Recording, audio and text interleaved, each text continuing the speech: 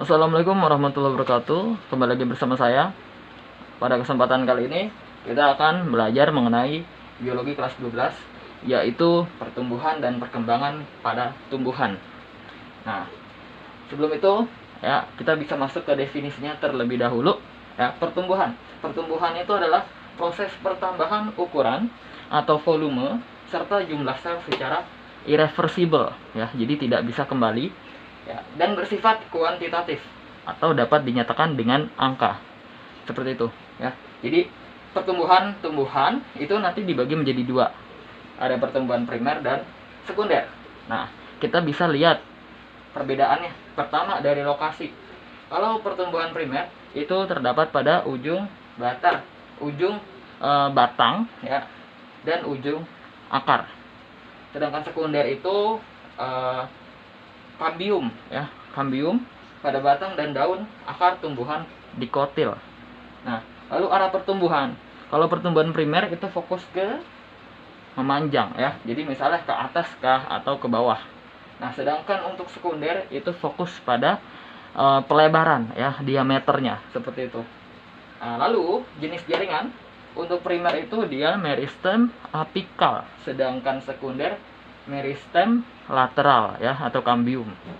Nah, untuk waktunya untuk primer itu sejak awal pertumbuhan sampai dengan diferensiasi jaringan. Ya, apa itu diferensiasi? Jadi diferensiasi adalah suatu proses ya di mana yang tadinya karena ini diferensiasi jaringan, jadi jaringan yang belum terspesialisasi ya, dia akan berkembang menjadi yang lebih baik lagi dan lebih terstruktur seperti itu ya. Nah, sedangkan sekunder itu adalah setelah pertumbuhan primer selesai ya. Jadi kalau udah habis pertumbuhan primer, dia masuk ke pertumbuhan sekunder seperti itu. Nah, udah pertumbuhan, sekarang adalah giliran perkembangan ya. Perkembangan adalah lawannya dari pertumbuhan.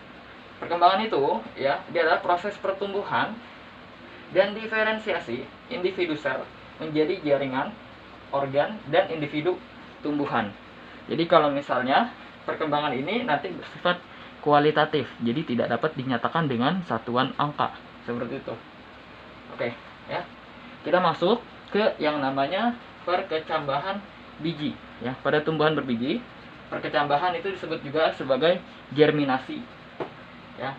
Nah, sebelum kita masuk ke proses perkecambahan, kita akan tahu ya, ada istilah pertama itu dormansi ya. Jadi dormansi itu adalah istilah atau pengertian di mana masa inaktif enzim ya, masa inaktif enzim. Nah, terus proses daripada perkecambahan di sini ada 5 ya. Yang pertama adalah imbibisi, yaitu ketika masuknya air ke dalam biji. Jadi ketika air masuk ke dalam biji, dia akan memecah yang namanya testa ya, memecah testa. Jadi testa itu adalah suatu lapisan ya, lapisan terluar dari biji seperti itu ya. Lalu yang kedua, setelah masuknya air tadi ya, memecah testa, lalu dilanjutkan hormon amilase dan protease akan aktif ya. Lalu terjadi hidrolisis cadangan makanan ya. Selanjutnya akan terbentuk energi dari respirasi aerob dengan glukosa dan oksigen. Dan yang selanjutnya, bagian terakhir adalah keluarnya radikula ya. Radikula atau calon akar atau bakal akar seperti itu ya. Oke. Nah, selanjutnya kita masuk ke tipe atau jenis daripada perkecambahan. Ada 2 jenis, ada epigeal dan ada hipogeal ya, epigeal dan hipogeal. Nah, pertama masuk ke epigeal terlebih dahulu ya.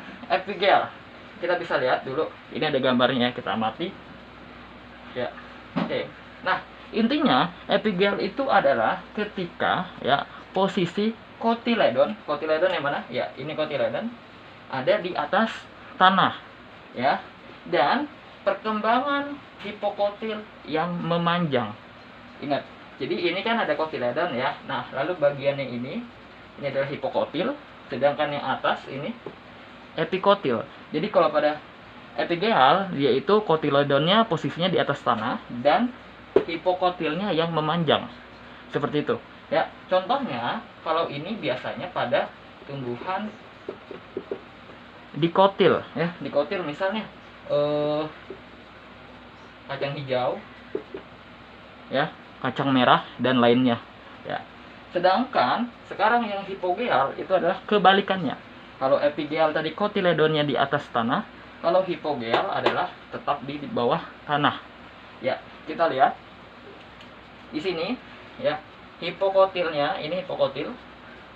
Nah, ini adalah epikotilnya. Nah, kotiledon yang mana? Ya, kotiledonnya adalah ini nih, kotiledon ini. Kotiledon. Jadi kotiledonnya tetap berada di bawah. Nah, yang bertumbuh atau yang memanjang adalah epikotilnya.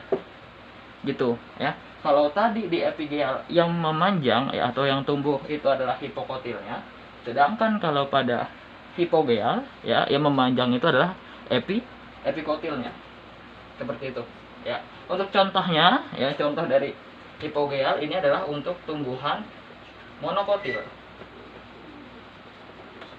Ayo, misalnya apa ya monokotil? Ya, misalnya seperti padi, ya, lalu bisa juga jagung, seperti itu, ya.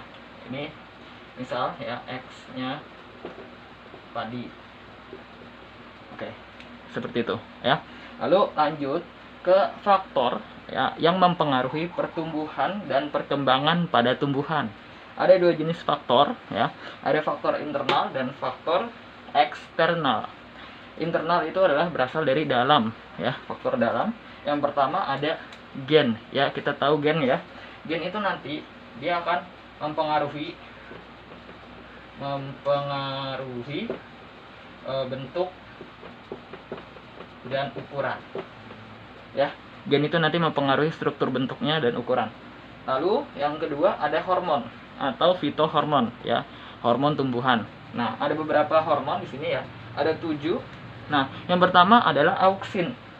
Auksin itu ya, oke, maaf, kita lanjut ya. Auksin itu adalah fungsinya untuk pertumbuhan tumbuhan. Misal kayak untuk tinggi tanaman ya, tinggi akar dan lain-lainnya. Jadi terkait pertumbuhan. Ada yang kedua adalah giberelin. Giberelin ini untuk perbesaran sel pada tumbuhan. Yang ketiga ada etilen, yaitu adalah untuk pematangan buah. Yang keempat ada sitokinin untuk mengatur tubuh tumbuhan. Nah, misalnya seperti buah ya, bunga dan lain sebagainya. Yang selanjutnya, yang kelima ada asam absisat. Asam absisat ini adalah fungsinya untuk ya melindungi atau adaptasi diri. Jadi misalnya dia itu akan menggugurkan daunnya pada musim yang ekstrim gitu ya, pada cuaca ekstrim dia akan menggugurkan daun. Untuk apa? Untuk menjaga atau beradaptasi dengan lingkungan. Nah, yang selanjutnya ada asam traumalin. Dari namanya kita udah bisa definisikan fungsinya ya. Asam traumalin itu adalah untuk regenerasi sel ya, untuk regenerasi sel. Yang selanjutnya ini ya ada kalin. Kalin itu adalah untuk pembentukan organ pada tumbuhan ya. Oke, kita lanjut ya. Kalin itu untuk pembentukan organ. Kalin dibagi menjadi 4 bagian ya. Ada antokalin, filokalin, kaulokalin dan rizokalin. Antokalin itu adalah yang mempengaruhi bunga ya. Lalu filokalin itu daun, kaulokalin itu batang, dan rizokalin adalah akar ya.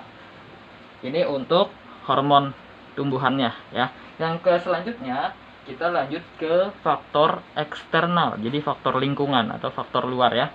Nah, ini ada ya, secara umum yang kita tahu pasti ada cahaya, suhu ya, pH, salinitas atau kadar garam, nutrisi ya, air dan lain-lain. Nah, ada hubungan antara cahaya dengan auksin seperti itu. Jadi si auksin ya itu akan optimal ketika tidak terkena cahaya matahari ya. Jadi adanya cahaya itu dapat menghambat kerja auksin. Nah, makanya Untuk praktik, misalnya praktik kacang hijau ya, atau tanaman, kita punya tanaman A dan tanaman B ya. Nah, perbedaan keduanya, yang tanaman A kita taruh di tempat gelap atau tidak kena cahaya, tanaman B terkena cahaya di tempat terang. Nah, untuk antara A dan B, kita bisa tahu yang lebih cepat mengalami pertumbuhan adalah yang A di tempat gelap, karena si auksin itu akan optimal ketika tidak terkena cahaya ya. Sedangkan auksin ketika terkena cahaya dia akan terhambat. Jadi yang B ini prosesnya akan lebih lama dibandingkan yang A. Tapi untuk kualitasnya akan lebih bagus yang B ya, karena dengan terkena cahaya otomatis tanaman B ini daunnya akan jauh lebih hijau ya, lalu daunnya lebih banyak, batangnya lebih kokoh ya, lebih kuat. Sedangkan yang A ini hanya cepat bertumbuh saja tapi kualitasnya kurang ya. Warna daunnya akan layu ya, bentuknya akan layu, akan kekuning-kuningan, lalu daunnya sedikit, batangnya tidak kokoh ya, mudah rapuh seperti itu. Itu adalah kaitan auksin dengan cahaya.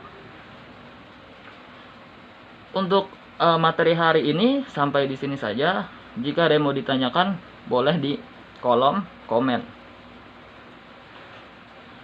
Jangan lupa di like, di share ya, dan di subscribe channel ini untuk mendapati info video yang lainnya.